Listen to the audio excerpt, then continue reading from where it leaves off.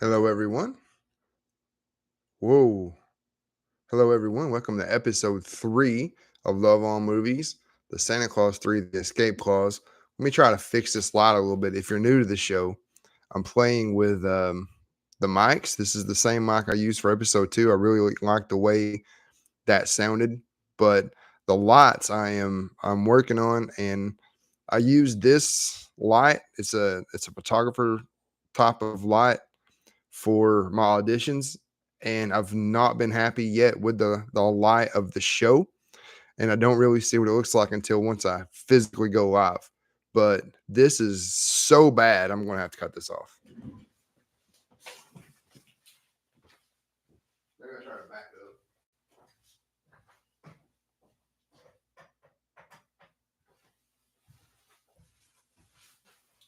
Let's see how that works.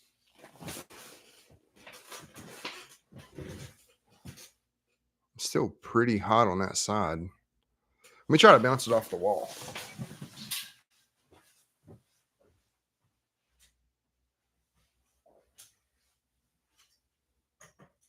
I'll do it backwards. Let's see. That didn't do much, did it? It's not even softening it. If I cut it off, I'm pretty sure that's going to be too dark. Oh, yeah, you can't see nothing in there. Let me try to move it further away. Still bounce it off the wall.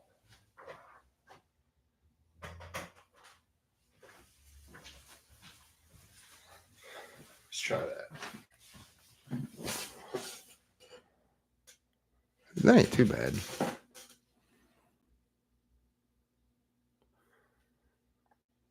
Angle it just a little more.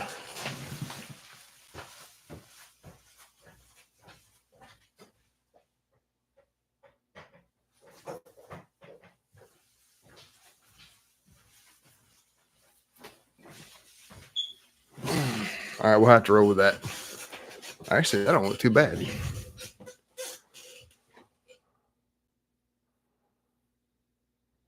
Yeah, if I face the camera, it actually don't look too bad over there. It don't look great. So that's 2.5 minutes of me messing with the lights. Sorry about that. That kind of goes with the territory sometimes. So I'm trying to figure out the technology side to having a video podcast. Today is November 20th, 2024, and we are talking about and loving on the Santa Claus 3, The Escape Clause. This is a movie about an everyday man who became Santa Claus, directed by Michael Lembeck, who also directed The Santa Claus 2, writers Ed Decter and John J. Strauss, based on characters created by Leo Benvenuti. Hopefully that's close. And Steve Rudnick. So if you don't write much or you're not too familiar with literature, Santa Claus is in the public domain. Anybody can write a story about Santa Claus. And this version though is about an everyday man and his family. Producers Robert Newmeyer, Brian Riley, and Jeffrey Silver. And this film stars Tim Allen, Elizabeth Mitchell, Ann-Marget, Alan Arkin, and Martin Short, among others. Those are my favorites, and it was released November 3rd, 2006. The budget reportedly was $12 million, but I am not sure how. I don't know how a movie this big only had a $12 million budget for a Hollywood movie that has this type of scale and this type of feel to it. I'm sure some of the sets and stuff were recycled. I'm guessing some of the sets were recycled from the previous Santa Claus movies, but how in the world they made this movie for 12 million, I don't know. I don't know. So as we've mentioned on both other episodes, which episode 1 was on Winchester, episode 2 was on what was episode 2 on? Having a brain fart. Anyway, when you have a budget, whatever the budget is, double it, and that gives you the baseline of if a movie is profitable or if it's a flop, if it's a success or a flop. This movie made $110.8 million at the box office. So 12 times 2 is 24, 110.8 is well above that. So this was a commercial success. In the plot, per IMDb, Scott Calvin, aka Santa Claus, is faced with double duty: how to keep his new family happy and how to stop Jack Frost from taking over Christmas. And here's the storyline per IMDb. Now that Santa Claus / Scott Calvin and Mrs. Claus / Carol Newman Calvin have the North Pole running smoothly, the Council of Legendary Figures has called an emergency meeting on Christmas Eve. The evil Jack Frost has been making trouble, looking to take over the holiday. So he launches a plan to sabotage the toy factory and compel Scott to invoke the little-known escape clause and wish he had never become Santa. So the plot per Wikipedia. And if you're not familiar with how I formatted the show, most of everything that I have, and you'll see it in the show notes, links to the Santa Claus 3, the escape clause on IMDb, and the Santa Claus 3, the escape clause on Wikipedia. That's where most of my information comes from. And then I'll chime in with my thoughts as well. 12 years have passed since Scott Calvin took on the mantle of Santa Claus. He is now married to Carol Newman, who is now a teacher in the North Pole. On Christmas Eve, she tells a group of young elves a story from her life with Scott while expecting their first child, which ends up being Buddy Claus. Scott invites his in-laws, Sylvia and Bud Newman, to the North Pole, along with Scott's ex-wife, Laura, her husband, Neil. I love Judge Reinhold. He's hilarious, especially in Beverly Hills Cop movies. I love that guy. He's been in many other things, but especially that. Their daughter, Lucy, and Scott's son, Charlie. Meanwhile, he is summoned to a meeting of the Council of Legendary Figures consisting of Mother Nature, Father Time, the Easter Bunny, Cupid, the Tooth Fairy, and the Sandman, concerning the behavior of Jack Frost, played by Martin Short, who is jealous that he has no holiday or special occasion in his honor. Because he has been promoting himself during the Christmas season, Mother Nature suggests sanctions against him. As Scott is attempting to get the in-laws to come without revealing that he is Santa, Jack Frost negotiates a light sentence of community service at the North Pole, helping Scott and the elves put up various Canadian-themed paraphernalia. As Scott's parents believe Scott is a toy maker in Canada, Scott consents. However, Frost's ultimate goal is to trick Scott into renouncing his position as Santa and taking it for himself after he persuades the head elf Curtis. So Bernard is not in this one. This one, the head elf is Curtis. To tell him about the escape clause, Frost sneaks into the Hall of Snow Globes and steals Scott's snow globe containing him as Santa. If Scott holds the globe and wishes to have never been Santa at all, he will go back in time and undo his career as Santa. When Lucy discovers this, Jack Frost freezes her parents and locks her in a closet. He then orchestrates several accidents in order to pressurize Scott to the point where he thinks about resigning to make things better. This causes Frost to trick Scott into invoking the escape clause, and both are sent to Scott's front yard in 1994. Remember, this movie was made in 2006, when Scott caused the original Santa to fall off his roof and had to replace him. Frost causes the original Santa to fall off the roof and grabs Santa's coat before Scott can. Scott is sent to an alternate present where he has been CEO of his old company for the last 12 years and business takes priority over family, which was the journey of Scott in the North Pole. He was too busy as Santa. Anyway, Scott also learns that Laura and Neil divorced and Carol moved away years ago. Scott goes to find Lucy and Neil, who are vacationing at the North Pole, which is now a theme park open to visitors from around the world, where Scott learns that Frost has discontinued delivering presents and has instead focused solely on the commercialization of Christmas. The elves are miserable. The reindeer are confined to a petting zoo. Oh, it sounded awful. And parents can go pay for their kids to be placed on the nice list. Scott finds Lucy and questions Neil about Laura. He states that Scott's workaholic absence in Charlie's life put all the pressure on Neil, and Charlie didn't want Neil to be his father, causing the divorce between him and Laura. Scott confronts Frost and causes a distraction and convinces Lucy to steal Frost's snow globe for him. Lucy throws the snow globe to Scott, but Frost catches it. Scott plays a recording of Frost using a pen, saying, "I wish I'd never been Santa at all," out of context from a novelty North Pole pin given to him by Curtis earlier, invoking the escape clause, sending both Scott and Frost back to 1994. Scott restrains Jack long enough to let his 1994 counterpart put on the coat, making him Santa Claus again, sending both back to the president in the original timeline. Scott reconciles with his family, and Jack is arrested by elf police. He reveals he cannot unfreeze his victims unless he unfreezes himself, something he says he'll never do. Scott convinces Lucy via a snow globe he had given her earlier of her warmly hugging a snowman to give Frost a warm hug to unfreeze and reform him. It works as Laura and Neil unfreeze, and Frost becomes a new person. The Canada ruse is dropped, and Scott appears as Santa to Carol's parents with 2 hours remaining before Santa must leave for his Christmas deliveries.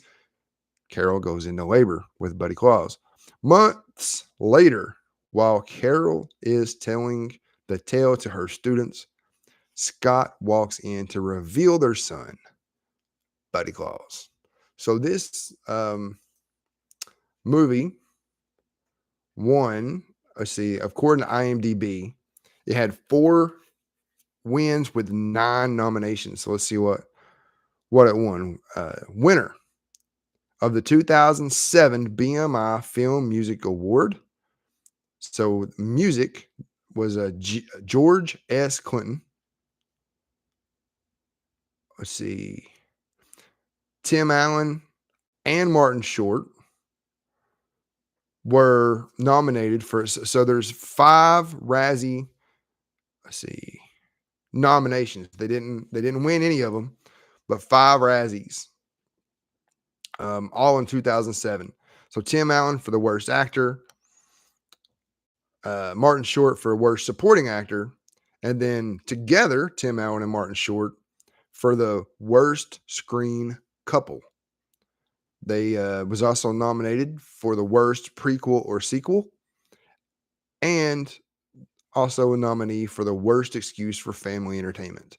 They didn't win any of those, but they were nominated. Let's see what they've won. So this is the Stinkers Bad Movie Awards. 2006 winner of the Stinker Award for Worst Actor, Tim Allen. Martin Short was a nominee for the 2006 Stinker Award Worst Supporting Actor, but he did not win it. The 2006 winner, the Spencer Breslin Award for Worst Performance by a Child, Spencer Breslin won that award. Apparently that award was shared, though. Oh, so was Tim Allen's. Shared with the Shaggy Dog and Zoom. Let's see. There's also nominees for the 2006 Stinker Award for Worst Movie Title, for the Worst Christmas Film, and then Worst Sequel. They won for the 2006 Worst Sequel. So the awards they won weren't good awards, really. The music award was pretty good. Other than that, it was all, hey, this movie sucks. Reviews. So I have got this movie on Fandango at home, just like with Winchester, just like with Krampus. I own all 3 movies I've done a podcast on Fandango at Home, which I think is a terrible name. It should be Voodoo by Fandango, but they didn't ask me. Rotten Tomatoes gives, from the critics, a 17% for this movie. For the audience, it's a spilled popcorn at 39%. And then the user rating, 4.4. Had to bend down because I'm moving my light right in front of my TV, not thinking about, oh, yeah, you got to read the awards off the TV because that's where they are. All right. So how about a Rotten from Newsday? As a full-service holiday movie, The Santa Claus 3: The Escape Clause gets you into the mood to shop early and often by making the North Pole look like a shopping mall with a never-ending school pageant.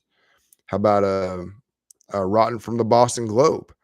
Jack Frost gains control of Santa's workshop and turns it into a Las Vegas-style theme park, supposedly a hideous inversion of Christmas values. So blandly commercialized is the movie's vision of the holiday that you can hardly tell and it goes on. I'm not going to go on. How about a fresh from the New York Daily News? Alan and Short seem to be having so much fun that their enthusiasm is entirely contagious. Let the season begin. How about another fresh from Variety? A thing of consummate craftsmanship, a smoothly engineered and fundamentally lifeless object that's nevertheless capable of giving even the grinchiest moviegoers a brief attack of the warm and fuzzies. There's a bah humbug from the Austin Chronicle. The Minneapolis Star Tribune gives it a fresh. The movie is more cute than funny. I agree with that. I don't think it's that funny. Smiles are plentiful, but outright laughs are widely scattered. That's probably, of everything I read, and I know that one was incomplete, and my light's in the way. I don't normally read the long ones, but just kind of the way it's set up, I kind of messed up there. But so just ignore that one. But this one's probably the one I agree with the most. The movie is more cute than funny. So Tim Allen and Martin Short are comedians, but I don't think it's really all that funny. Smiles are plentiful. You do smile, especially with Elizabeth Mitchell's performance. I thought her and Alan Arkin were the best in this show. He played the dad. Smiles are plentiful, but outright laughs are widely scattered. So I agree with that point of view. So let's go into who is the Santa Claus of the season, of the Christmas season as we know it. So stepping away from the movie for a minute, I found a story. And this story is why I enjoy doing the podcast. Just like when I did Winchester, most people, when they do a show, are probably going to get hung up on the ghosts because it's a ghost movie, right? It's a haunted house. And so let's talk about ghosts or ghost reel and stuff. And there'll be a time and place for that. People will talk about the Winchester repeating rifle, and I mentioned them, but that wasn't what I found interesting. What I found interesting was the 1906 earthquake. It was real. The Sarah Winchester, the person, that I found interesting. Those types of things. Laudanum. Nobody even probably ever podcasted on laudanum before on a movie podcast, but I'm used to be a pharmacy technician. I find studying drugs fascinating. This story is a real story that I think helps capture the Christmas season. And this is a girl that went viral in 1897 before going viral was a cool thing. You know, nowadays everybody thinks about the Hawk Tuah girl. Went viral, made a brand out of it. Good for you. I'm happy for you. By the way, that's genuine. If you can come up with something and it hits and you can find a market for it, you can figure out how to brand it, you can make buttloads of money, I am all for it, man. Well, how about this little girl here? Her name is Virginia O'Hanlon.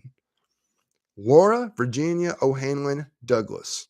She lived from July 20th, 1889 to May 13th, 1971. So she was passed away before I was ever born. I was born in August 12th, 1982. Virginia O'Hanlon was an American educator best known for writing a letter as a child to the New York newspaper, The Sun, that inspired the 1897 editorial, Is There a Santa Claus? The editorial, published in The Sun on September 21st, 1897, by Francis Pharcellus Church, contains the line, Yes, Virginia, there is a Santa Claus, and brought attention to O'Hanlon for the rest of her life. So again, she wrote this letter to the newspaper and she went viral. She was famous for just being a kid asking if there's a Santa Claus. So people think, oh, Hawk Tuah. Listen, people have went viral way before being viral was a thing to do. Historian Historian Gerald Bowler. Historian Gerald Bowler called it the most famous editorial in history. So I made a note. She went viral before becoming viral was the cool thing to do. Here's the letter she wrote to The Sun in 1897. Dear editor, I am 8 years old. Some of my friends say there is no Santa Claus. Papa says, if you see it in the sun, it's so. Please tell me the truth. Is there a Santa Claus? Virginia O'Hanlon. And then she's got her address, 115 West 95th Street. Why is her address there? Because I'm guessing, but it's kind of an educated guess. This was the newspaper. She wanted them to know, hey, I'm a little kid. You deliver our paper to our house, probably. This is my address. And I'm the kid that lives here. This is my letter. O'Hanlon's involvement with the editorial continued to impact her through the rest of her life. In an interview later in life, she credited it with shaping the direction of her life positively. O'Hanlon received mail about her letter throughout her life, particularly during the Christmas and holiday season, and would include a copy of the editorial in her replies. She also occasionally read the editorial as part of Christmas celebrations and spoke about it on request. So again, kind of like the Hawk Tuah girl, she made a little business out of it. Now, I don't know if she charged money to do the speeches and stuff, but she did go speak on this stuff on request. Around the Christmas. Today has been, I'm going to take a pause for a second. Today has just been kind of one of them days. You know what I mean? Like in the real world. This is November 20th, 2024. I went to go do the show and my fingers wouldn't work. I couldn't type. Then when I went to pull up Microsoft Word, I don't know if the power glitched or something, but it would only let me read it. It wouldn't let me edit it. I had to go in and figure out how to make it to where I could edit my document, because I was originally going to do this show on November 13th, 2024, which was a week ago, but my wife was sick. So I needed to tend to her and instead of doing the podcast. Well, I just sat down to do it and I needed to just change the date. I just wanted to change the date in my notes. It was a freaking hassle just to do that. The keyboard wouldn't work. Why won't the keyboard work? Oh, because it's not the keyboard. I thought the keyboard was dead. It's charging right now. I thought the keyboard was dead. And now I can't read. Couldn't type, can't read. Maybe I need a drink. This is Lonnie Cosmic Stardust. This is good stuff, man. It's my favorite. They have another one called Dream Float. Tastes like orange sherbet. My word, it's so good.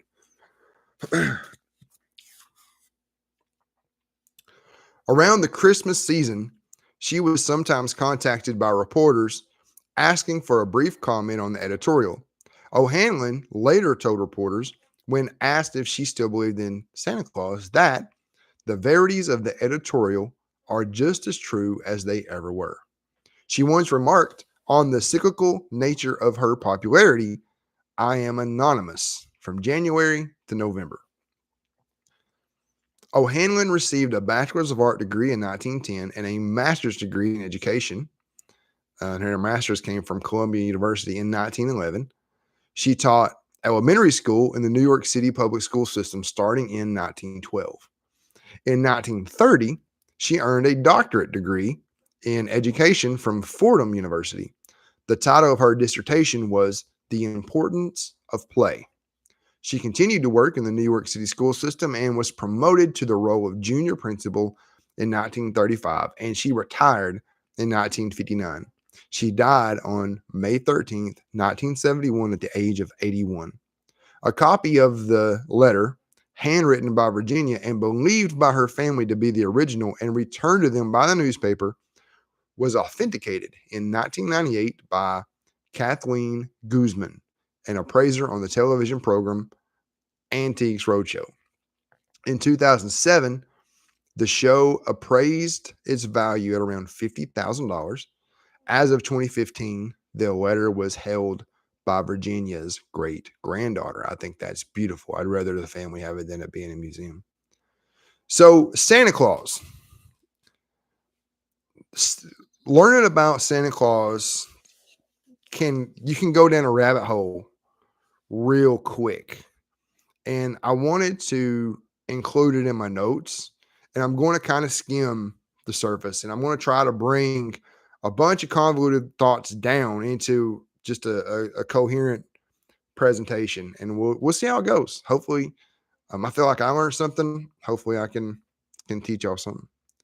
Santa Claus, also known as Saint Nicholas, Saint Nick, Father Christmas, Kris Kringle, or Santa, is a legendary figure originating in Western Christian culture who is said to bring gifts during the late evening and overnight hours on Christmas Eve. He is said to accomplish this with the aid of Christmas elves who make the toys in his workshop and with the aid of flying reindeer who pulls his sleigh through the air.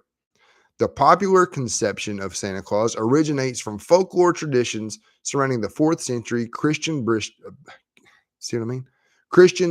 bishop Saint Nicholas, the patron saint of children. Saint Nicholas became renowned for his reported generosity and secret gift giving. This conception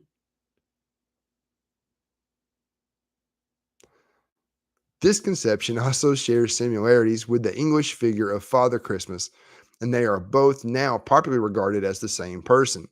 Santa Claus has been maintained and reinforced through song, radio, television, children's books, family Christmas traditions, film, and advertising. The character Santa Claus is in the public domain. I mentioned that earlier. So you may notice that anybody and everybody uses him for their various projects. It's hard to find a project that don't have Santa Claus in it. Santa Claus and the traditions surrounding him consist of a hodgepodge of people, characters, and traditions that were passed down through generations and started becoming immortalized in numerous books. Here are some of the predecessor figures for Santa Claus. This is not intended to be all-encompassing. I got to stop doing that. I shook my hand. It shook the camera. This is not intended to be all-encompassing. Simply an introduction with some highlights sprinkled in. Saint Nicholas was a 4th century Greek Christian bishop in modern-day Turkey.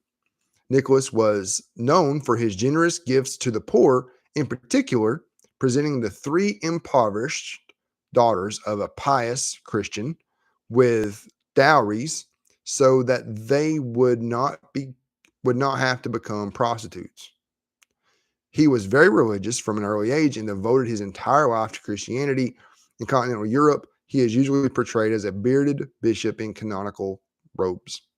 Father Christmas dates back as far as 16th century in England during the reign of Henry VIII, when he was pictured as a large man in green or scarlet robes lined with fur. He typified the spirit of good cheer. He's typified the spirit of good cheer at Christmas, bringing peace, joy, good food, and wine and revelry. As England no longer kept the feast day of St. Nicholas on December 6th, the Father Christmas celebration was moved to December 25th to coincide with Christmas Day. The Victorian revival of Christmas included Father Christmas as the emblem of good cheer.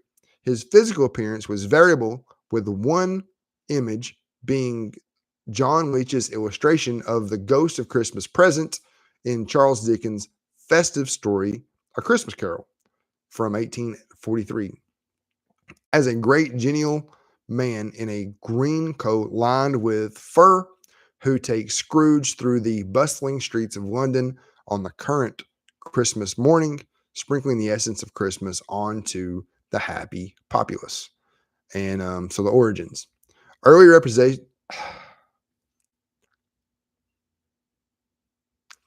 I think part of the reason I'm struggling, besides it's just one of them days, and the fact that I don't feel particularly well in real time. I don't feel particularly well. But also these notes are 2 weeks old. I mean, these notes 2 weeks ago. So I haven't read these in 2 weeks. I should have pre-read them before I hit record, but I wanted to get the show done because I feel like I'm already a week behind. So I didn't do a show last week. Episode 4, I'm gonna go ahead and tease it. Is going to be planes, trains, and automobiles. And I started to start those notes last week. I watched the movie last week. I decided not to take the notes because I was kind of afraid of this. I was afraid if I do too much too early, it won't be fresh anymore.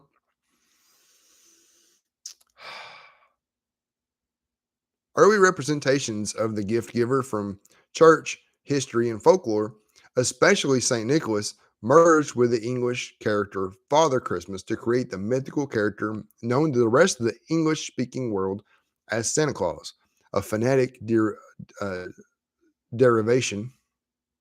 Yes, a phonetic derivation of Sinterklaas in Dutch. In the English and later British colonies in North America and later in the United States, British and Dutch versions of the gift giver merged further. For example, in Washington Irving's History of New York, which was 1809, Santa Claus was, I practiced this word, and anglicized. Yes, Santa Claus was anglicized into Santa Claus, a name first used in the U.S. press in 1773, but lost his bishop's apparel and lost his bishop's apparel. It dawned on me as I said that wasn't articulate at all. I am from Tennessee, and I have a deep Southern accent, and I've cleaned it up over the years, but sometimes even I don't understand myself, and I have to go back and fix myself. And was at first pictured as a thick-bellied Dutch sailor with a pipe in a green winter coat. Irving's book was a parody of the Dutch culture of New York, and much of this portrait is his joking invention. Irving's interpretation of Santa Claus was part of a broader movement to tone down the increasingly wild Christmas celebrations of the era, which included aggressive home invasions under the guise of wassailing, substantial premarital sex, leading to shotgun weddings in areas where the Puritans, waning in power and firmly opposed to Christmas, still held some influence, and public displays of sexual deviancy. The celebrations of the era were derided by both upper class merchants and Christian purists. So I did not know what wassailing meant. So I looked it up. Wassailing is the background practice against which an English carol, such as "We Wish You a Merry Christmas," can be made sense of. I'll make a quick edit. The carol lies in the English tradition where wealthy people of the community gave Christmas treats to the carol singers on Christmas Eve, such as figgy pudding. I'll talk about that in a minute because I don't know what figgy pudding is. Although wassailing is often described in innocuous and sometimes nostalgic terms, still practiced in some parts of Scotland and northern England on New Year's Day as first footing, the practice in England has not always been considered so innocent. Similar traditions have been traced to Greece and the country of Georgia. Now, that's hard for me to comprehend sometimes because I live in Tennessee. We are right on the Georgia line. There is a country called Georgia. Wassailing was associated with rowdy bands of young men who would enter the homes of wealthy neighbors and demand free food and drink in a manner similar to the modern children's Halloween practice of trick-or-treating.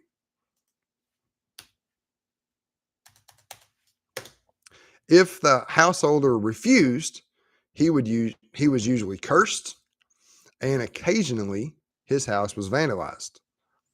The example of the exchange is seen in their demand for figgy pudding and good cheer, the wassail beverage without which the waysailers in the song will not leave. We won't go until we get some. We won't go till we get some. We won't go until we get some. So bring some out here. Yeah, violence, or we'll invade your home. It's like a lot of these nursery rhymes. Korn's got a song about that. What's the name of that song? Shoots and Ladders? I think it's Shoots and Ladders. They talk about how nursery rhymes are bad. Nursery rhymes are bad, okay? Christmas songs, they're just nursery rhymes. We won't go until we get some. Such complaints were also common in the early days of the United States, where the practice and its negative connotations had taken root by the early 1800s. It led to efforts from the American merchant class to promote a more sanitized Christmas. And so quickly, figgy pudding, I didn't know what that was. I know it's in the song, but I didn't know what it was. Figgy pudding is any of many medieval Christmas dishes, usually sweet or savory cakes containing honey, fruits, and nuts. In later times, rum or other distilled alcohol was often added to enrich the fruitiness of the flavor. So here's some trivia from IMDB. Here's a plot hole. And I think this is why I have always had a problem with this film, even before I knew how to articulate it. But as revealed in the Disney Plus series, The Santa Clauses, so this trilogy of movies, the Santa Claus 1, 2, and 3, they had been out for years. This Santa Claus 3 came out in 2006. Within the past couple of years, they've come out with a TV show on Disney Plus called The Santa Clauses, and it's a continuation. It was no accident that Santa had fallen off of Scott's roof in the original Santa Claus movie from 1994. Scott was chosen by the spirit of Christmas as the first human to become Santa Claus. Therefore, Jack would not have been able to become the next Santa as he was not chosen like Scott was. It just never made sense to me that one legendary figure could take over another legendary figure's job. But maybe there's a sense that this never really happened. It was like a vision or a dream or something. Jack Frost never really did do what he did in the movie. Maybe he did. Maybe it's an alternate dimension or something. But according to the Santa Clauses, he couldn't have. So instead, it's, I guess, so my notes continue. Instead, it's sort of a dream that Scott had where he regained his Christmas spirit and his priorities. So to me, I think that was the message of it, was maybe the spirit of Christmas knew Scott was becoming who Scott was before he had been given the gift of being Santa. And this was more of like an elaborate lesson for him. Now, I'm a Christian, so if you think of like it's divine intervention, maybe God did it, maybe the spirit of Christmas did it, but I'm kind of wondering if it ever really even happened. I don't know that. I think this movie, just the events of Jack Frost becoming Santa, never happened. I don't even know if there's an alternate reality. I think it was more, and this is just headcanon to me. It was more of a vision because they go back and they're both still holding his snow globe. What happened may have just happened inside the snow globe. It didn't happen in the real world. But it was kind of to me, kind of like the A Christmas Carol, where Scrooge has a bad night. Did that really happen? Was it all a dream? Did you wake up just changed? Who knows? But I think it's kind of in that spirit, though. I don't know that it really happened. Is it a plot hole? Looks like one. Is there an explanation?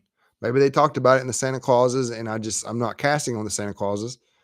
I'm just saying it is a continuation, and it is something that was brought up. According to IMDb, Scott was chosen. You can't just randomly go put on Santa's suit And now you're Santa Claus as we know it in that world. So it just yeah, it's part of part of why it just doesn't make sense. So here's another plot hole. Santa has to perform the passcode to operate the revolving door to the Hall of Snow Globes, whether entering or exiting.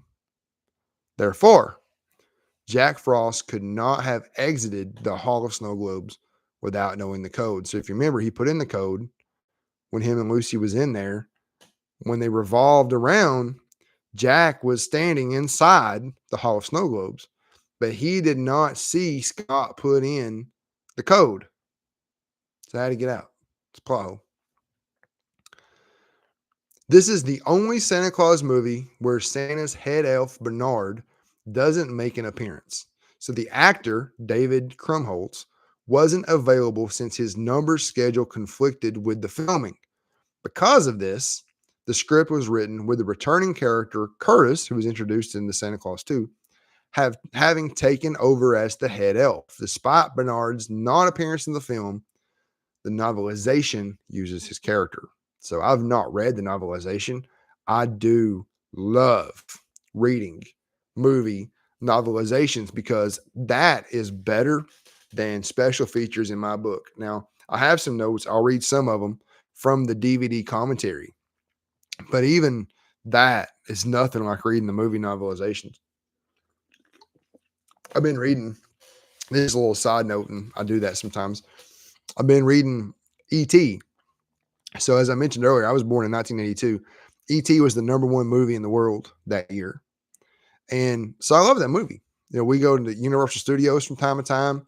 We went to Universal Studios the first time since my 5-year-old was born. She was, I don't know, 2. I think she was 2. She might have been 3. It depends on what. It depends. Anyway, nonetheless, at the time, she was 35 inches tall. The only ride she could ride was E.T. Because to ride E.T., you only had to be 34 inches tall. Every other ride in the park, you had to be at least 36 inches. She was an inch too short to ride anything other than E.T. So anyway, I found the movie novelization at a used bookstore here locally called McKay's. And I was reading it, and you find out within the first chapter he's a botanist. I never got that. I never got that he was a botanist. I thought he was like a healer. She's that too. And so we watched the movie after I read. I haven't finished the book, but I started. I'm awful about starting books and not finishing them. But we were watching the movie, and I said, "There's that little alien botanist." And my wife's like, "He's not a botanist." I was like, "Read the book. You'll find out." In a 2021 interview, David Krumholtz, who played Bernard in the first and second movie, was offered to return to the role in the third movie. Despite filming his show numbers, Krumholtz was willing to make things work, including facing a challenging schedule, because he wanted to be a part of the movie. However, Krumholtz said that after reading the script for the third movie, he felt it devalued his character and decided he could not in good conscience do the project. He also revealed in a 2022 interview that the offer, so the financial offer he got from Disney to reprise his role came too late and was, for him, insulting, given the circumstances he would have faced to make both projects. And so you hear that a lot about secondary characters when they want them for a sequel. They don't make as good of money as some of the other actors do. Famously, in the Marvel Cinematic Universe, what's that guy's name? Terrence Howard was in the first Iron Man movie, and then he was recast with Anthony Mackie, and that was because of money. He wanted more money, and Marvel wouldn't give it to him, so they recast the role. Edward Norton was the Hulk, and that movie is considered to be the second film in the Marvel Cinematic Universe, but he was recast with Mark Ruffalo. So and that was probably financial. No, with him, I think it was a little bit creative as well because apparently Edward Norton is a great actor and great to work with, but I think I read when it comes to actually filming, he's kind of meticulous about things, and that can be difficult to work with. But in a lot of cases, and it looks like this was one of them, it comes down to money. So Tim Allen, aka Scott Calvin slash Santa Claus, Eric Lloyd, who played Charlie, Wendy Crewson, who played Laura, Judge Reinhold, who played Neil, and Peter Boyle are the only 5 actors to appear in all 3 Santa Claus movies. Now, Peter Boyle played 2 different characters. He played Mr. Whittle in the Santa Claus movie, and then he played Father Time in the Santa Claus 2 and 3 movies. There are 60 snow globes in Santa's Hall, representing each of the previous individuals to have been Santa Claus. Depending on the legend of Santa is meant to have begun in this version of events, this would mean the average lifespan of Santa Claus was between 33.4 years from the beginning of the Roman calendar when Jesus was said to have been born. Now, there are some other highlights down through here, and I don't want to read all of them, but that first one is interesting to me. 33.4 years. Again, as a Christian, it is believed that Jesus Christ lived to be around 33 years old. And so that math there is pretty interesting. The only other one I want to highlight is at the end, there's a blah, blah, blah, blah, blah, or 2.53 years when the modern image of Santa was created in Coca-Cola advertisements. Now, I want to look into that because I am interested in advertisements and the history of advertisements and those types of things. Did the version of Santa Claus that we tend to think of with the white beard and the red suit and the white trim and the black boots and the belt buckle and all that, was that created by Coca-Cola? I don't know. That's something I want to look into for there's a lot of Christmas movies we'll do as the podcast goes on. I did not go down that rabbit hole for today, but it's something that's interesting. The entire film was shot at Downey Studios. All suburban scenes were filmed on the studio backlot, which consisted of sets built for Christmas with the Cranks, another Christmas movie starring Tim Allen. When Downey Studios was closed and demolished in October 2012, so were the sets on the backlot. Another little piece of trivia, Tim Allen and Martin Short previously starred in Jungle to Jungle in 1997.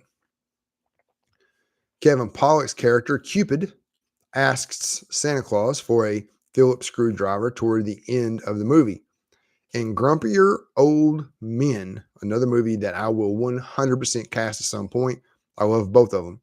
Pollak's character Jacob asked his dad Max, played by Walter Matthau, for a Phillips screwdriver earlier in the movie. So here's a little bit about the actors that are in the film. I didn't go through an exhaustive list. I just wanted to hit highlights. I will, of course, I'll talk about Tim Allen in all 3 of the Santa Claus podcasts that I do. Why wouldn't I? This is just some highlights. It's not intended to be all encompassing. So Tim Allen, this is all, everything I'm going to say is according to IMDb. Timothy Allen Dick was born on June 13th, 1953 in Denver, Colorado. Began his career as a stand-up comedian. His comedy career began on a dare from a friend at the Comedy Castle in Detroit, Michigan. He was a stand-up comic at Mark Ridley's Comedy Castle in Detroit, Michigan, featuring the talents of Kevin Pollak and D.B. Dickerson. Stand-up routine consisted of jokes comparing the differences between men and women. This theme continued on his television series Home Improvement from 1991. The Santa Claus franchise was Tim Allen's big break as a feature film leading man. For 1 week in November 1994, he had the #1 rated television series, Home Improvement, the #1 movie at the box office, The Santa Claus 4, not Santa Claus 4, The Santa Claus in 1994, and the #1 book on the bestsellers list, Don't Stand Too Close to a Naked Man. So that's a wonderful accomplishment. Attended and graduated from Seaholm High School in Birmingham, Michigan. Graduated in 1971. Received his Bachelor of Science degree in Communications from Western Michigan University in Kalamazoo, Michigan in 1976. Spent 28 months in jail after being arrested for attempted drug dealing in 1978. Was not the original choice for his two most iconic roles, which were the roles of Scott Calvin in the Santa Claus franchise and Buzz Lightyear in the Toy Story franchise. Both roles were turned down by both Bill Murray and Chevy Chase before going to Tim Allen. He's won numerous awards for various projects throughout his storied career, and he's been nominated for many other awards, including a 1993 Primetime Emmy nomination for Outstanding Lead Actor in a Comedy Series. So that's just some highlights, not intended to be all-encompassing. I try to put it, to make a little story out of it. When he was born, we went to high school, and it's not one for one, but I at least made it somewhat coherent. So a little bit on Elizabeth Mitchell. I love her primarily from Boston Legal. I know she's been in other things, but she played as a Christine Polly, which was Alan Shore's wife in ex-wife, and she tried to run him over in a car. If you've ever watched Boston Legal, congratulations. You saw probably one of the best shows ever made. I love Boston Legal. That's where I really know her from. She was in the other things. She's in the Santa Claus movies. I'll talk about some of the other stuff she's done in a minute. I don't even think Boston Legal is listed on here because ER is listed on here. Once upon a time, Boston Legal is Alan Shore, is James Spader's Mona Lisa. That show is incredible. I love that show. She was on it. She had a small little arc, and she played crazy really well. You thought, yeah, she's crazy. All right. Elizabeth Mitchell, born Elizabeth Joanna Robertson, March 27th, 1970, is an American actress. She is best known for her lead role as Juliet Burke on the ABC mystery series Lost from 2006 to 2010, for which she received a Primetime Emmy nomination. Mitchell also had lead roles on television series V from 2009 to 2010, Revolution from 2012 to 2014, Dead of Summer, which was in 2016, The Santa Clauses, 2022 to present. So I mentioned them earlier. She had recurring roles on the television series ER from 2000 to 2001, Once Upon a Time in 2014, The Expanse, it's got 2018, 2021, and Outer Banks, 2021 to present. Not mentioned is Boston Legal. My God, I love that show. Mitchell has appeared in numerous films, including Gia, Frequency, Nurse Betty, The Santa Claus 2, The Santa Claus 3, The Escape Clause, Running Scared, Answers to Nothing, The Purge, Election Year, and Queen Bees. So that's just a little bit on Elizabeth Mitchell. Martin Short, I just touched on his career. It's so good. Martin Hayter Short, OC, I don't know what the OC means, is a Canadian-American actor, comedian, singer, and writer. He has received various awards, including 2 Primetime Emmy Awards and a Tony. Dude's got 2 Emmys and a Tony. Think he can act? Yes. I'd be here all day to even start his body of work, so I suggest just looking up his career and accolades. As of 2024, he's reportedly dating Meryl Streep. So is Martin Short a big deal? Yes. Martin Short is a big deal. His style of comedy isn't typically my thing, but my gosh, he's good. He is so good. Ann-Marget Olsen, professionally known as Ann-Marget. Ann-Marget Olsen, born April 28th, 1941, credited as Ann-Marget, is a Swedish-American actress, singer, and dancer with a career spanning 7 decades. Initially gaining notoriety in 1961 as a singer with a sultry, vibrant contralto voice. I do not know what a contralto voice is. You can tell me in the comments if you know. I'm not a singer. I have a karaoke machine. I enjoy what one could call singing, but I call myself at best a vocalist. She quickly rose to Hollywood stardom. Her many screen roles include, my gosh, what a list.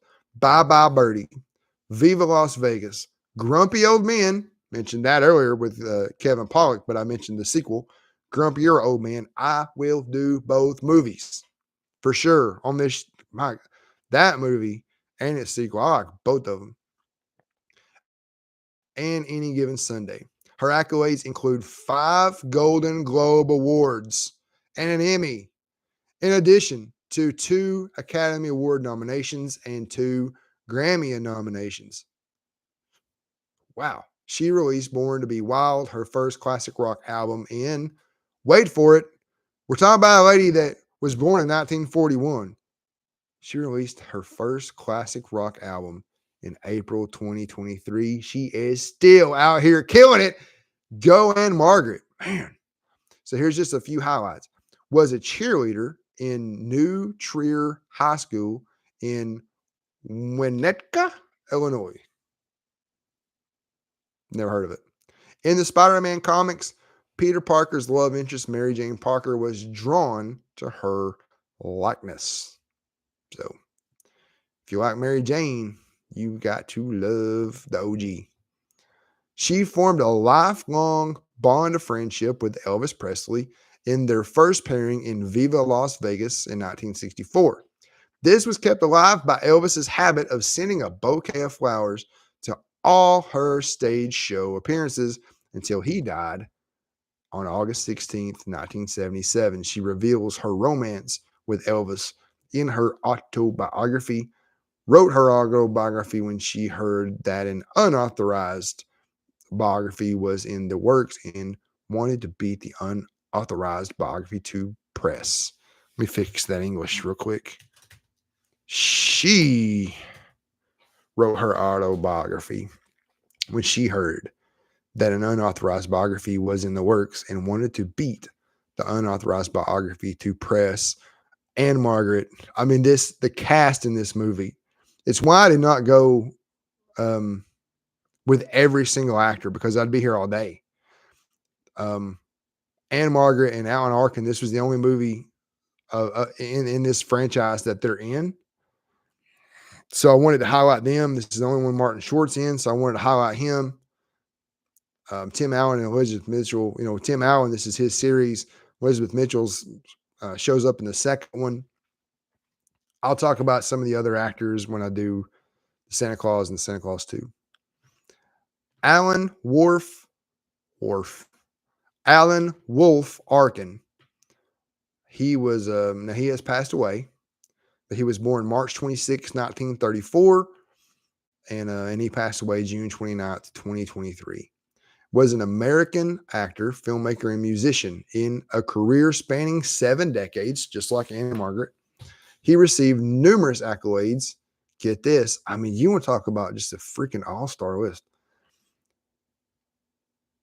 An Academy Award, a BAFTA Award, a Golden Globe Award, and a Tony, as well as nominations for 6 Emmys. Now, he didn't win the Emmys, but he's nominated 6 times. My gosh.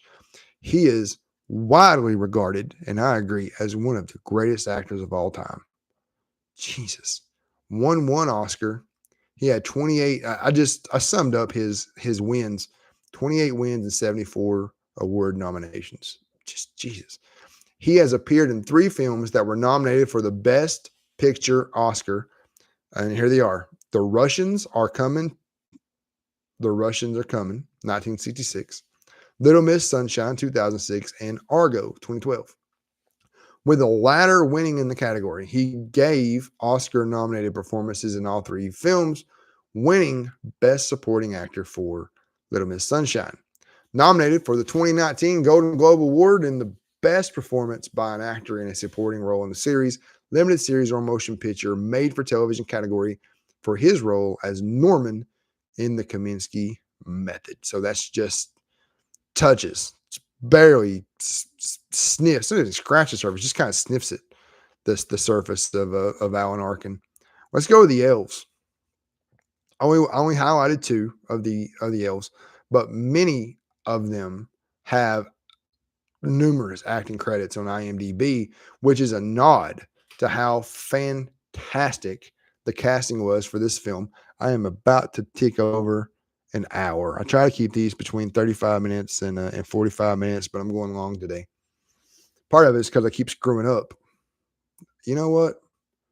That's going to happen. So the first one I want to talk about is Abigail Breslin, who played the elf Trish. So if you remember her in the classroom, she lifted her hand up. She was the star of Little Miss Sunshine, which was also in 2006. Another fun fact, Spencer Breslin's sister. She is Spencer Breslin's sister. So I know that. And Spencer Breslin played Curtis. He was the head elf in the third movie. Cameron Monaghan. He played traffic cop number 1. This dude was in Gotham, where he played Jerome Valeska, a.k.a. the TV show Gotham's version of the Joker for 20 episodes. He was phenomenal. He was also in the Star Wars Jedi video games, where he played the main character, Cal Kestis. And then he voiced the role of Superboy in Reign of the Superman, which was an animated film. So just real quickly, this is going to be the last thing I have, and then I'm going to get out of here. I really liked the opening. I love when you can have an incredible opening like this film had, where you have the snow globe, and then you transition, and it looks like you're going I call it the Santa Claus view of the North Pole. So it's kind of like a bird's eye view, but you're coming down like Santa Claus. And that's how you go in the North Pole. That just kind of set the stage for scale to me. I really, really enjoyed that. I've seen this many times, but I think this time when I'm sitting and kind of looking for the moment, like this is where the movie lost me, there never really is a moment that loses me. And that kind of surprised me, because I've never really cared for this movie and I couldn't explain it. I kind of touched on it earlier with the plot holes about how it just, I don't think it was possible for Jack Frost to be Santa Claus. You can't hijack a holiday. You just can't. I don't care if you're a legendary figure or not. You can't hijack the holiday. So I think that just kind of never made sense to me. Why Santa would even let that happen? I mean, you go from the Council of Legendary Figures, where they're talking about suspending him, and he's terrified. No, don't do that. Don't do that. So he goes in there and he causes all this chaos. And then at the end of the movie, they're standing around and Scott's like, hey, Mother Nature, Father Time, what can we do? And she's like, well, you can't really, our magic doesn't work on other legendary figures. That felt like a plot hole within itself. So, but this time, just sitting and watching it, if you just let it go, and if you compare this movie compared to Santa Claus 1 and the Santa Claus 2, I feel like it is such a drop off. But then when you compare the Santa Claus 3 to say anything on Hallmark or anything on Lifetime, those types of movies, or any independent movie that you're going to watch that's a Christmas movie, this movie still has the scale that you're in the North Pole. It still feels like a big production. You look around in any scene and you've got a lot of elves, right? And I actually have a note. I'll get to that in a minute. Let's see. Let me get down to it. So the biggest day of having the kids on set was 275 kids at once. The second biggest day was about 260. The director said that there were 5,000 headshots of kid actors he chose from, and he got it down to a bullpen of 500 kids. And so if the scale of it, you're not going to see that type of of scale in the Hallmark movies or in the Lifetime movies. And I have seen worse. If you compare this movie to those, so even think about like the princess marries the prince, or the reporter goes over there for some reason and she marries a prince. Well, I don't know that I've ever seen the Lacey Chabert movies where she's becomes a princess by marrying the prince. I don't know, but I can just the scale of those. It's a big house, but then you have very few people in it. This movie, you feel the scale of how big it is. That's why I'm kind of surprised there's a $12,000 budget. I mean, $12 million budget. So, what I just said was from the DVD commentary, and the rest of what I'm going to say is the DVD commentary, and then I'm going to get out of here. I'm in an hour 5 right now. Let's see. So, the toys in the room, there are 14 red bicycles, 32 yo-yos, 48 ceramic tea sets, 40, maybe 40, 49, 41, 49 in the 40s. There were wood pop guns, 63 tin airplanes. I have bad writing. 70 tin boats, 79 rubber ducks, 180 teddy bears, 379 toy cars. Jesus. 379 toy cars. Let me not read it and see if I can get it out. And 714 stuffed animals. The paper for the naughty and nice list, 8 miles of paper were used for that. All of the elves' costumes were made, not purchased. So the costume department made those costumes. There were 7,200 square feet of Christmas paper used for this movie. Tim Allen was in makeup for roughly 5 hours a day, every day. And there was about 70 pounds of fat pad for him. Martin Short was in makeup for about 3.5 to 4 hours on his shoot days. So that's just so that's loving on the movie. I try to. This name of this podcast is called Love on Movies, and even movies I'm not crazy about, I still want to love on them, and I still think this movie compared to some of the others, it's a good movie. I just don't think it's a good movie compared to the other 2 movies in this trilogy. So that's all I got for you today. Thank you so much for tuning in, and we'll see you for episode 4, which will be planes, trains, automobiles. Have a good day. And I'm going to work on this lighting situation.